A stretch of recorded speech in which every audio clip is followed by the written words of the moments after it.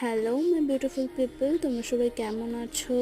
তো আশা করছি ভালো আছো, আমিও ভালো আছি। তো এইটা হলো আমাদের মন্দির। আর আজকে আমি প্রত্যেক দিনই মন্দিরে পুজো দিই। তো আমি ভাবলাম যে আজকে একটু তোমাদের সাথে শেয়ার করি, তোমাদেরও দেখার ইচ্ছা অবশ্যই থাকে। তো এই আমাদের বাড়িতে না মিনিমাম 7-8টা ঠাকুর আছে। কারণ আমাদের কালী ঠাকুরের পাশাপাশি দুটো সখী থাকে, বড় গোপাল থাকে, গোপালই 3-4টে গোপাল থাকে, লক্ষ্মী ঠাকুর আছে।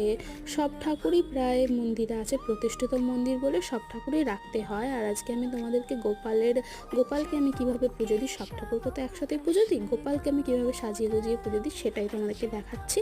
দেখো, গোপাল আমার ভালো তো লাগে, গোপালকে সব সময় আমার ভাই।